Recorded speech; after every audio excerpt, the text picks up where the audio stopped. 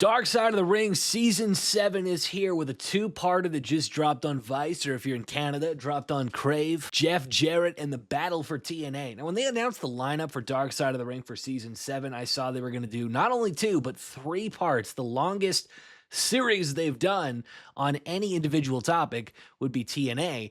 And I found that kind of strange. Like, although there's so many crazy things that we've heard about TNA over the years and the stories and then the power struggles and just, but it just felt like for a Dark Side of the Ring, like, how are you going to fill 3 episodes? Like, even Owen Hart was only a single episode. I think the Benoit story got 2 parts. Brian Pillman, his story ended up getting 2 parts. TNA's getting 3. So it's like, oh, well, there's so much to talk about. But the first episode was really mostly just about Jeff Jarrett, his story. I mean, after all, the story of TNA really is the story of Jeff Jarrett. Now, for me, I'm not a TNA diehard from the beginning. I mean, I didn't even start watching wrestling till closer to the end of Jarrett's dominant run in TNA. By the time I actually started watching TNA myself, I think it was about 2011. So it was beyond where this series is talked about thus far, well into the Hogan Bischoff years. So a lot of what I know about TNA is like stuff I've watched back, retrospective. But TNA in its early stage wasn't what it became. Certainly isn't what it is now, where it's on weekly national television partnered with WWE.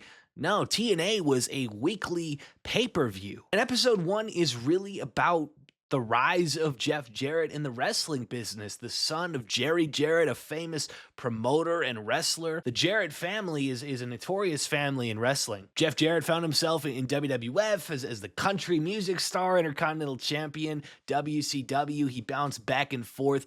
They highlighted the issues at the end of Jeff Jarrett's run in 1999. If you're unfamiliar, he was to defend the Intercontinental Championship against China in a Good Housekeeping match, and this would be the end of his deal. And Jeff Jarrett used the fact that he was about to drop the Intercontinental Championship as leverage because the company owed him a lot of money, about 4 months of pay. So he held Vince McMahon up for $100,000.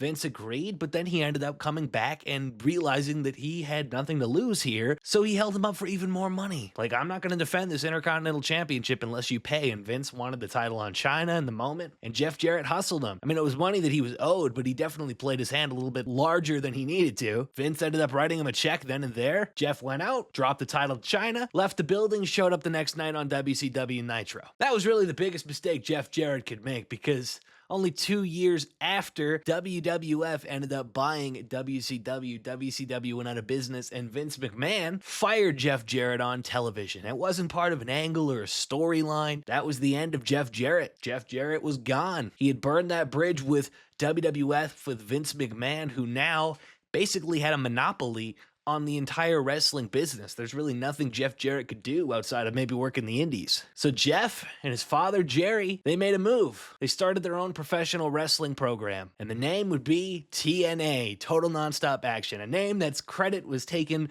by Vince Russo, tits and ass. And the Jarretts were able to find an investor with the Health South Corporation, and that was what kept them afloat and kept them moving. But eventually that ended up falling through, and they lost that investment, that partnership, and the Jarretts were scrambling, trying to figure out how they're going to get even to their next show. And that's where Panda Energy came into play, the Carter family. Bob Carter and his daughter, Dixie Carter. And that's how the Carter family got involved with TNA. But for many years, Jeff Jarrett was the one handling the wrestling side. He was a majority stake owner in the company. The Carters were the finances. Dixie Carter, the president, was really just signing the check. She didn't know anything about professional wrestling. But where this series starts to go is really, it's about the power struggle between Dixie Carter and Jeff Jarrett. Jeff Jarrett, who was the head of creative, who was involved in the pro wrestling of it all, and Dixie Carter, who knew nothing about the wrestling business, but was trying to learn, trying to figure it out, and in turn, trying to push Jeff further and further out the door. Now, she didn't want Jeff gone, maybe necessarily, but she wanted Jeff working for her. She wanted to be the big boss with everyone else underneath her, despite the fact that, like I said, she didn't know anything about professional wrestling. And that's really what the dark side of the ring is. That's what the dark story is. This is about the power struggle. And there were lots of insane dark stories throughout. It's not dark like some of your other episodes of Dark Side of the Ring, like Grizzly Smith or what happened with Owen or the Benoit family tragedy or Snuka and Nancy Argentino. But it's very dark in the business aspect, and also with the Kurt Angle, Karen Angle / Karen Jarrett and Jeff Jarrett. And that really was, that whole situation is what allowed Dixie Carter to really snap into her plan of takeover, of strategically pushing Jeff Jarrett to the side and taking full control of TNA. It was that. And it's interesting because I remember when I started watching TNA, it was right around the time that Kurt Angle was in a feud with Jeff Jarrett, and it was about how he'd stolen Kurt Angle's wife, and they really did this whole storyline. And I thought that was real, obviously played up for television, but it just seemed like, well, they're taking this real life relationship drama, using it on television. Smart. It's what they did with Matt Hardy and Edge. They were professionals, but that was still a very messy situation that even led to Matt Hardy getting fired. I was just, especially as a young fan, just under the impression this was kind of the same sort of deal. But it really wasn't. It really wasn't, because Karen Angle and Kurt Angle were separated in 2006. You know, Karen Angle was really there to support Kurt Angle, to give this idea that they're this happy family, you know, and Karen was helping Kurt with a lot of his issues, getting him to the hotels, this, that, and the other. But Kurt Angle was very heavily into his addiction at this point with painkillers and the injuries he had suffered, his neck issues.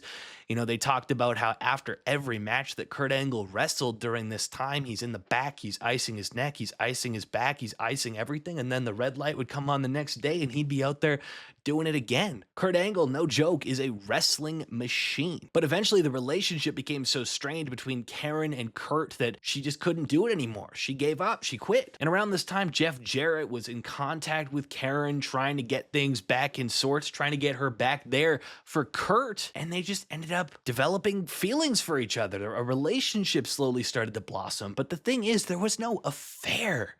It was not Karen cheating on Kurt. They were separated. And it was known by everybody that needed to know that Kurt and Karen were not a thing. There were parties that were going on after the TNA shows that Karen and Jeff were there together. In fact, they were hosting some of these events. Like it was just a comfortability that they thought kind of people knew. But there was one person who didn't know. That person was Dixie Carter. And one time there was a party after a TNA show that Jarrett had invited her to, and him and Karen were the ones hosting this party, thinking in Jeff's mind, his optimistic mind, that Dixie would be happy for him.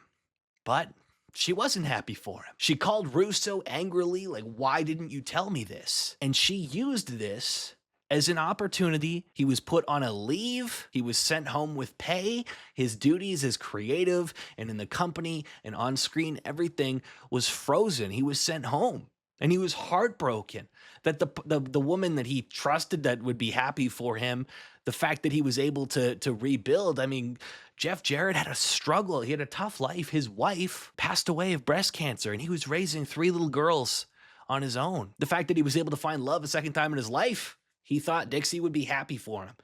But for her, it was an opportunity. Now, it's not just evil Dixie throughout this story. You do hear both sides. There are a lot of people who have great relationships with Dixie, who think Dixie was great to them, maybe not the most educated when it came to the pro wrestling business, and she was taken advantage of by a lot of, especially the WWE names that were brought over.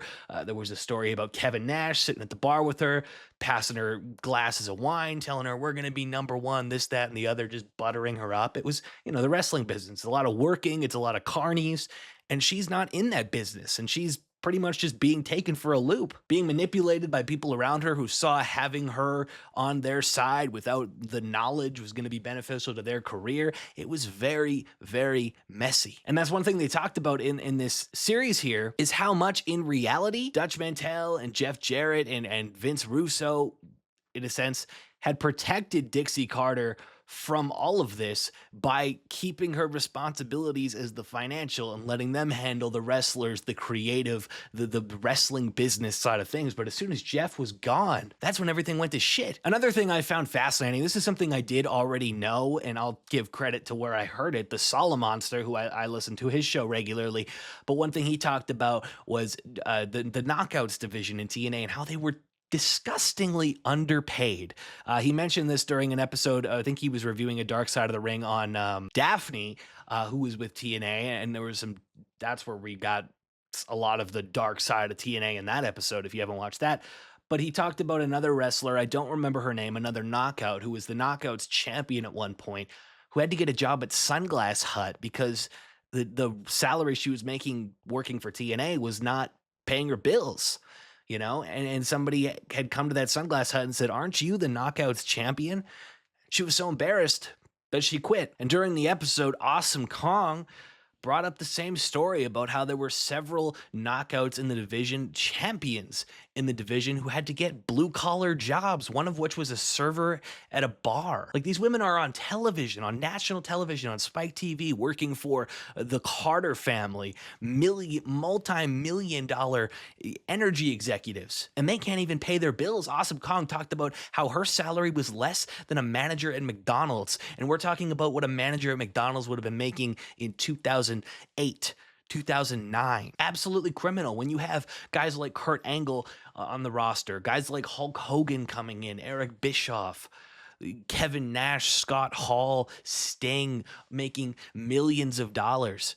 And then you have the women who are barely even making an average salary at like a median job that any of us would have. How sad is that? TNA took such advantage of their women's division. And you want to talk about the women's revolution in WWE that happened in the mid-2010s? TNA was way ahead of the curve when it came to women's wrestling in North America. That was the mid to late 2000s, and the women were having insane matches, hardcore matches, main event storylines actually booked like they were on the same level as the men. TNA was way ahead of the curve, and I give them a lot of credit for that on the creative side. But the fact that the women at the time were not even making enough money to survive, where they had to get second jobs? Disgusting. You want to talk about Dark Side of the Ring? Yeah. Dark. You know, once Jeff Jarrett was pushed to the side, this left Vince Russo in control of creative. Vince Russo, who had no training wheels now. They got rid of Dutch Mantel because of his relationship with Jeff Jarrett.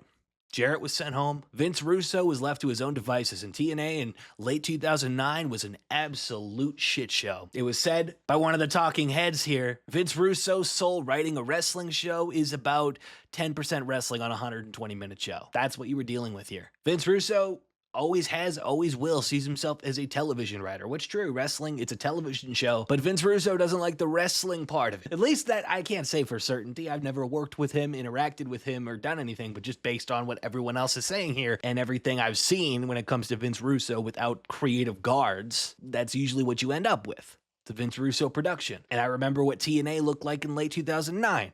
Not good. Like, you had that one infamous angle where you had Stevie Richards drug Abyss with this weird poison that they couldn't even give a name to, where he was paralyzed, but he could feel and see everything, but he couldn't move. That was Vince Russo writing into a script without even giving a name to said poison or whatever it was. It was just stupid shit like that, and it got way more cartoonish and clowny. And on top of that, now you have Dixie Carter, who has the full reign here, bringing in Hulk Hogan. And she even had Jeff Jarrett accompany her to Tampa to meet with Hulk Hogan and Eric Bischoff. Because as CEO, she didn't feel comfortable doing it on her own. Jeff Jarrett said she wanted Jeff Jarrett. She just didn't want Jeff Jarrett to have any power. She wanted Jeff Jarrett to work for Dixie Carter. And this is where Hulk Hogan gets brought in with Eric Bischoff. Eric Bischoff was there basically to oversee Hogan's creative because he didn't trust Vince Russo after what happened in WCW, Bash at the Beach 2000, the lawsuit, everything.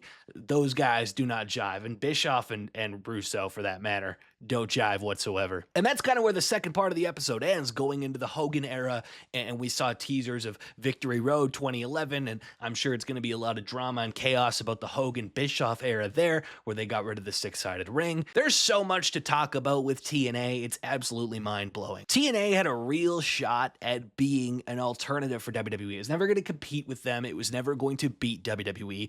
That's where Dixie Carter failed, because she tried, instead of trying to be the alternative, which they were from 2002 to the mid-2009, She tried to directly compete. She tried to run against them head to head on Monday nights. She used Hogan and all these ex-WWE people. She got rid of the six-sided ring, which gave them a unique identity, took everything away from what made TNA special and different, and just made them into WWE light. And at the end of the day, you don't want to try and be exactly what WWE is, because you're never going to be better than them at what they do. Your best bet is being completely different and being the best at what that is. That's why AEW does what they do, because they're not trying to be WWE. They're trying to be their own thing.